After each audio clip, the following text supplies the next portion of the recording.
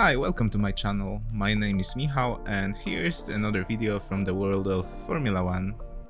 In this video, let's talk about Sergio Perez. He recently commented on the Red Bull situation and Yuki Tsunoda switching the teams and shared his plans of possible return to the Formula 1.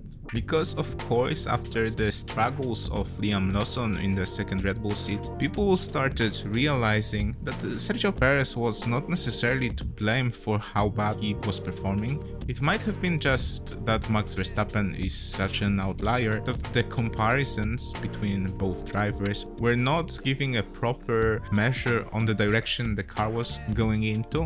And at the end, they paid with their last Constructors' Championship. And they prolonged Sergio Perez's contract last year, however they then went back on it, paying him a hefty sum, but now they still struggle, and even Max Verstappen is very committed to saying that the car is the problem and they need to fix the car. So after this experience, people are speculating that Cadillac F1, which will join Formula 1 next season, might be looking for Sergio Perez to become one of their drivers. However, he himself in the F1 interview spoke that even more than one team approached him already. And here's the direct quote: "There are a few very interesting projects out there. I've been approached by a few teams since Abu Dhabi. Right now the season has started, so a few things will open up in the coming months. We are talking to a few parties out there. Once I know all my options, I will make a decision. What is very clear to me is that I'm only coming back if the project makes sense and it's something I can enjoy." It would be cool to see Sergio Perez come back to Formula 1 and show that it wasn't his fault that he was struggling at the end. However, it might be slightly more difficult in a new team, as Cadillac will be doing their first season, so some things can go wrong. But until the next year, there's no point in speculating. Sergio Perez also gave some more words about Yuki Tsunoda, who replaced Liam Lawson in Red Bull Racing. He mentioned in that interview, "Yuki has the talent, has the speed, and more than that, you need the mentality to cope with it. I think he has the right mentality and the right attitude to cope with it. I hope they will succeed." It's going to be really interesting to see Yuki Tsunoda actually in the Red Bull. He mentioned already that even in the simulator, he noticed that the Red Bull's car is much different to drive than VCAB. So this Suzuka race in Japan is going to be very interesting to see the result. Because even if he goes out of Q1, there's going to be a progress for Red Bull.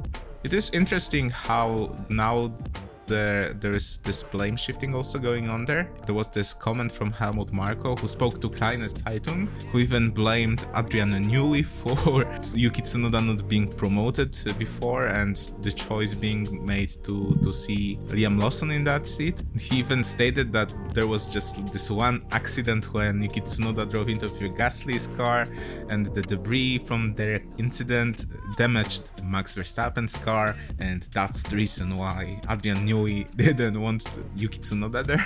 But this doesn't make any sense at the end, because even Adrian Newey's wife commented that he was on a garden leave and wasn't involved in the team at the time when the decision was made. So it's like, alright, you say this, but it's not necessarily the truth. Of course you want to improve the situation and probably the relation with Yuki Tsunoda, because of course, like Helmut Marko and especially him, I think he was speaking very harshly about Yuki Tsunoda, that he's not necessarily ready to switch and that he didn't see his talent. Obviously, when Yuki started, he wasn't that consistent, and Francois, who was team manager in AlphaTauri, then put some work and forced Yuki Tsunoda to put the work in as a driver and into exercising and stuff like that.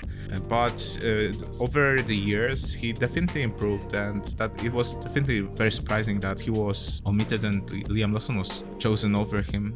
The reason was given, of course, that the results were similar during the tests. So they thought that Liam has more potential, but on the other hand, Yuki has more experience, and even Sergio Perez, who had much more experience in struggling teams, struggled. That might not have been the best idea to put a rookie there.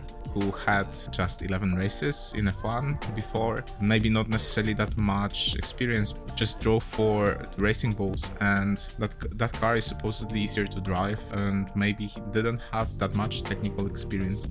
Of course, these days Formula 1 is not that driver dependent as it used to be. Of course, Max Verstappen disproves that, but there's much more information to gain from the data than it used to be.